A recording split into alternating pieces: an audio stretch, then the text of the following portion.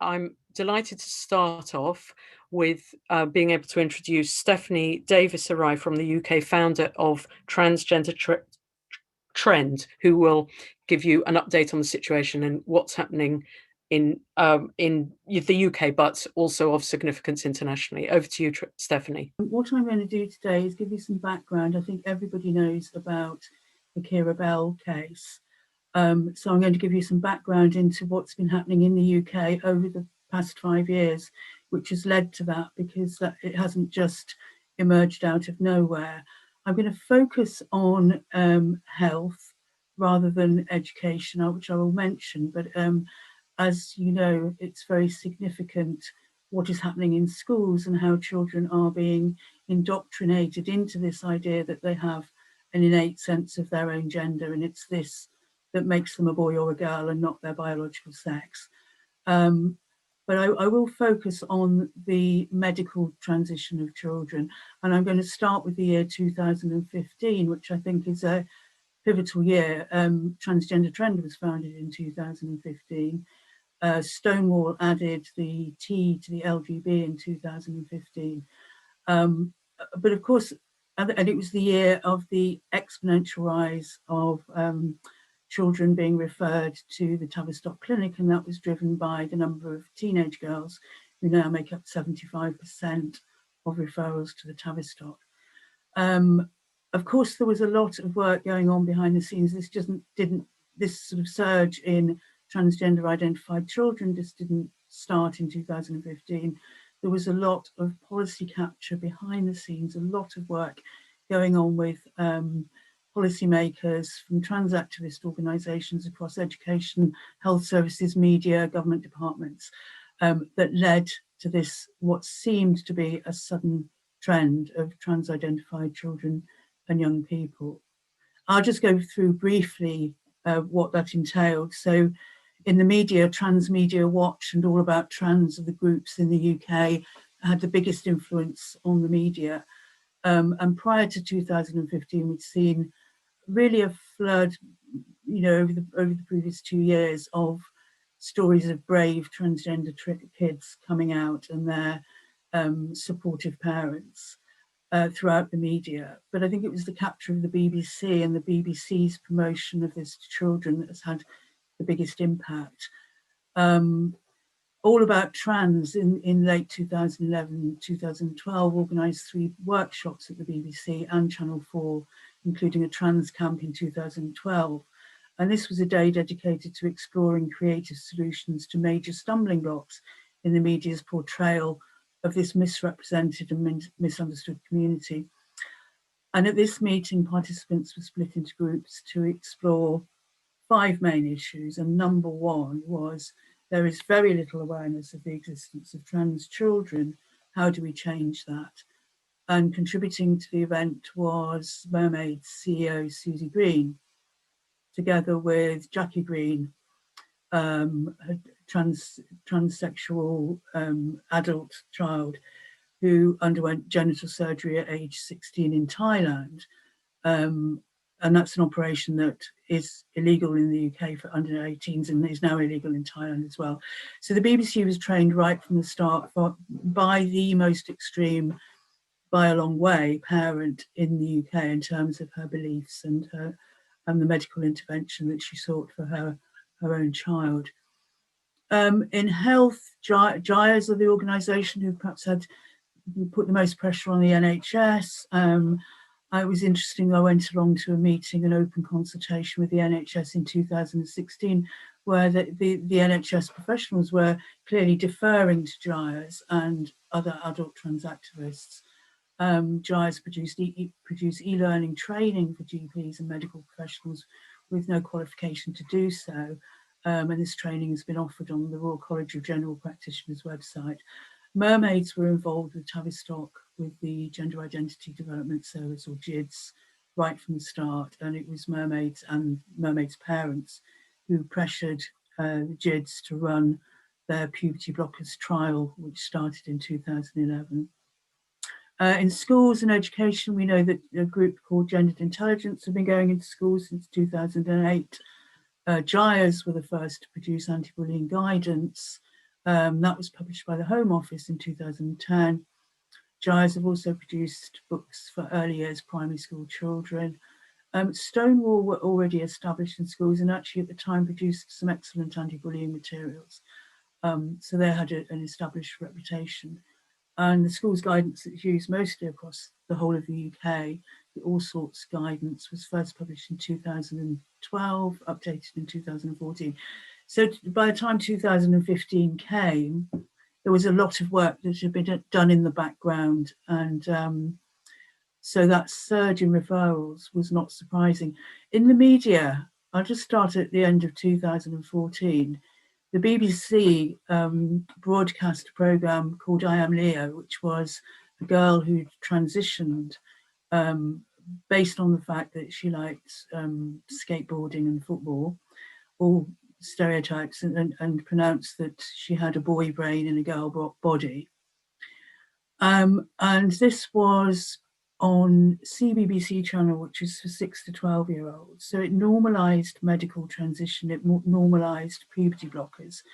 And on this programme, Polly Carmichael, who is director of the Tavistock GIDS, pronounced that puberty blockers were like a pause button, and if you stop taking them, you just press the button and puberty would resume as normal. Early in April 2015, the BBC broadcast a programme on a daytime TV show, Victoria Derbyshire, which is about two little boys who liked wearing dresses, princess costumes, called Jessica and Lily. And this was a full documentary all about how these little boys were really girls. And the big one, and what I thought would be the tipping point in the UK, was a programme, it's a documentary series by Louis Theroux. It's a very popular primetime TV programme called Transgender Kids. He went to LA and interviewed some families. And I knew that was mainstream and that would make the subject mainstream, even though it had been in the print media and online. So the combination of what the BBC had done, they'd promoted it to children directly, to a very popular daytime TV show, and to a primetime evening TV show. So massive audiences at the end of 2014, beginning of 2015.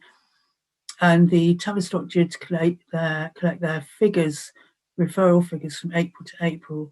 And that year was the year that had a 104% increase in referrals. And in fact, there was a study published last year about the relation between media coverage and referral rates in the UK and Australia over an 8-year period, so January 2009 to December 2016. And over this time, there were 2,194 media items in the UK and 4,684 referrals to the Tavistock GIDS. In Australia, the number of media items was 420 and the number of referrals was 558. And media influences, and particularly, of course, it influences children who are very suggestible. So getting on to 2015, we had the trans inquiry. So the Women and Equalities Select Committee ran an inquiry into transgender equality and rights, which I responded to, and a few feminists and women's groups responded to it, but most people didn't know about it, and none of us, no women were invited to give oral evidence. And essentially what the trans inquiry produced was a wish list of trans activists. Transgender Trend was founded and began in November of that year. And also in 2015, I think is critical, is the Memorandum of Understanding on Conversion Therapy was published. That is a document, it's for the profession of psychotherapists, counsellors and therapists. And it was a good document. It was, it protected gay and lesbian people from conversion therapy. So everybody was supportive of that document. It was a good sort of a document that was agreed with by everybody. There was consternation about the rise in referrals, but the BBC in 2016 continued with its promotion of the idea that you could really be the opposite sex to child viewers of CBCC with a kind of cool video diary of a girl called Just a Girl, a girl who just happened to be male, socially transitioning in secondary school. In 2016, the Memorandum of Understanding was reviewed, and the question was to add gender identity to sexual orientation. And I wrote to the Minister of Health at the time and to everybody who was around the table who was potential signatories to that new memorandum. And that went on during 2016. There was also the NHS public consultation on the Gender Identity Development Service for Children and Adolescents. And they had an open meeting that I went along to and asked them a question about detransitioners, and was told that they didn't like the term detransition or regret, that they preferred to see it as another step on the gender journey, which I began to understand was part of the narrative for child medical transition, that there is no such thing as regret, that gender is a journey that people are on and can change their minds. It was the year that a programme was broadcast, a documentary about the Tavistock Jids, which the Jids themselves are very proud of, but it was actually very, very revealing. There's an interview where Polly Carmichael tells an 8-year-old boy called Ash, who thinks he's a girl, it's your life, your body. Ash says, my decisions, and Polly Carmichael says, and your decisions, absolutely. So it really revealed how the adult-child roles have been reversed in the treatment of children, that it's seen as children's autonomy, that they make their own choices about their own bodies. In 2017, finally, gender identity was added to the Memorandum of Understanding on Conversion Therapy, which immediately changed that document into what was a good protective document for lesbian and gay people, to posing a risk to young gay and lesbian children or pre-gay children, because basically what it did, it mandated affirmation as the only legitimate response to any child who announced that they were the opposite sex. But 2017, at the end of 2017, was also the year that the media began to be more critical in the UK. Janice Turner wrote her piece, Why Do So Many Girls Want to Be Like Alex Bertie, and revealed the extent to which teenage girls were watching female to male transition videos on YouTube, which have hundreds and thousands of teenage girl followers. It was the year that a grandmother, Maria McLaughlin, was attacked by trans activists at Hyde Park Corner. And that was really a seminal event in the UK. It led to the formation of Women's Place UK. And after that, there was a proliferation of women's groups, such as Fair Play for Women, Standing for Women. We've got resistors groups all over the UK.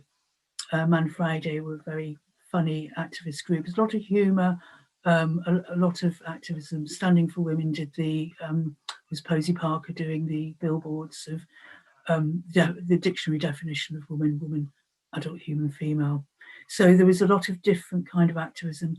Also, more recently, Safe Schools Alliance and Fair Cop and parent groups, Our Duty and Bayswater Support. And I think all of these grassroots groups have been acting in their own ways, in their own areas, and have been key in making change. 2017 was also the year that James Caspian challenged Bath University, who had sort of disallowed him to do research on detransitioners. 2018 was the year of the Gender Recognition Act consultation, and Fair Play for Women did a lot of work getting women mobilised. We went out onto the streets to tell the public that this was happening, so that we raised public awareness about the consultation, which potentially was going to introduce a system of self-ID of sex into the UK. It hasn't done that. But again, a lot to do with the organising and activism of women's groups. In 2000, right at the Tavistock in 2018, David Bell's report came out, and this was, and he found in his findings, he spoke to staff at the Tavistock GIDS and found that the service was failing to examine fully the psychological and social reasons behind young people's desire to change gender. And that report was led to a Tavistock action plan, but which really did gloss over the really serious concerns that David Bell's report had brought up.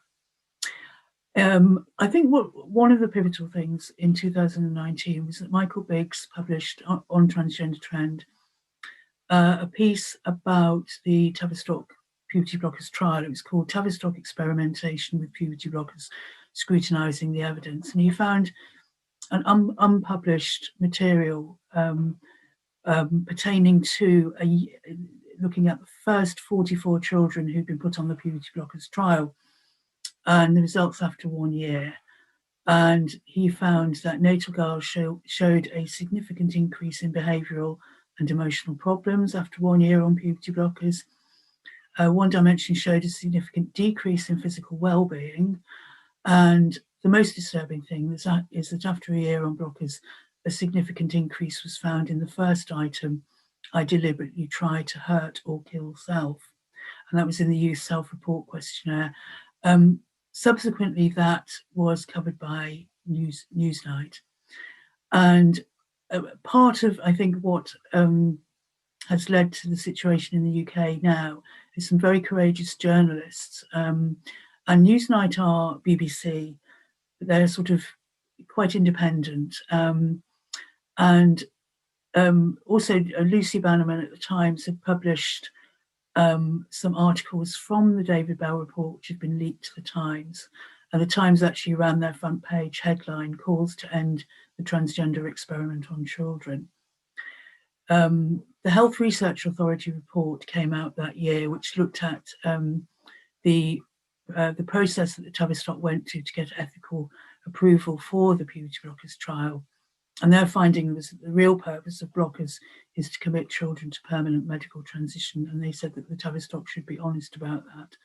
It was the year that Carl Hennigan reviewed all the evidence about the use of blockers and cross-sex hormones, and found that the majority of drugs in use are frequently supported by low quality evidence, and in many cases no evidence at all. And in a piece of the Times, he called the use of blockers and hormones an unregulated live experiment on children. The NHS ran a service specification review of the Tavistock GIDS. We're still awaiting the results of that. And in 2020, last year, they announced a review of the service run by Hilary Cass.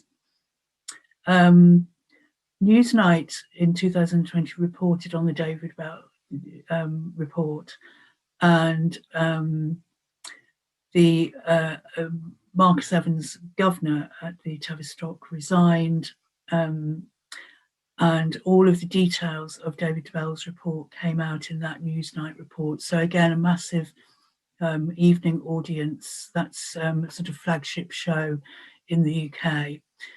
And in 2020, Sue Evans, who was a psychotherapist, nurse, and ex-member of the Tavistock GIDS, launched the judicial review into the NHS use of puberty blockers.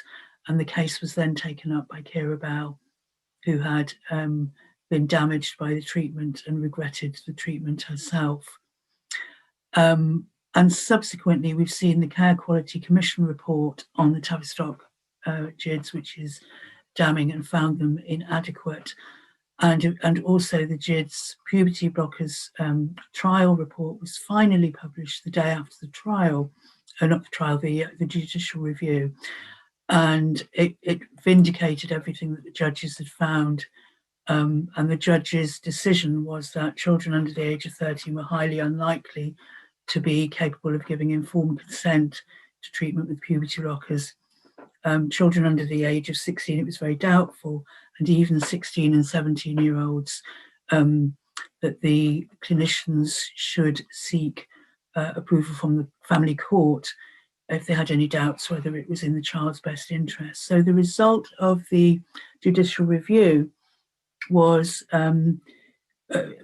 basically that we got everything that we wanted, and it's something that was clear from the evidence on both sides, that one side had a wealth of evidence and the Tavistock simply did not have the evidence.